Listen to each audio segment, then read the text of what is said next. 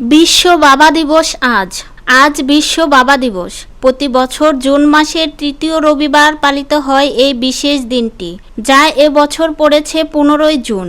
সন্তানের জীবনে বাবার অবদানকে সম্মান জানাতেই এই দিনটি পালন করা হয় বিশ্বব্যাপী। বাবা দিবসের ধারণাটি পশ্চিমা বিশ্বের হলেও দিবসটি এখন বাংলাদেশ সহ প্রায় সব দেশেই উদযাপন করা হয়।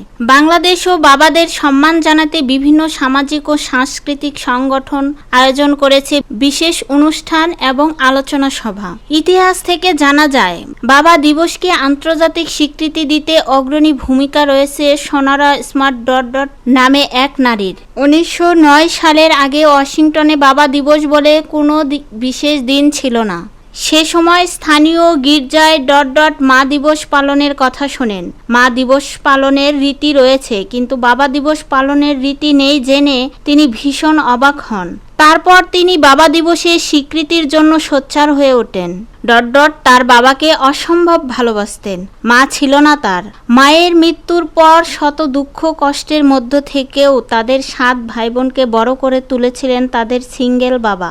বাবার এই আত্মত্যাগ দেখে ডটের মনে হলো, মা দিবসের এত আয়োজন হলে বাবা দিবস কেন বাদ থাকবে? বাবাকে সম্মান জানানোর জন্যও একটা দিন থাকা দরকার। তারপর অনেক চেষ্টা করে দীর্ঘ 1 বছরের সাধনায় স্থানীয় কমিউনিটিগুলোতে বাবা দিবস পালন করতেন 1910 সালের 19 জুন বিশ্বে প্রথমবারের মতো পালিত হয় বাবা দিবস।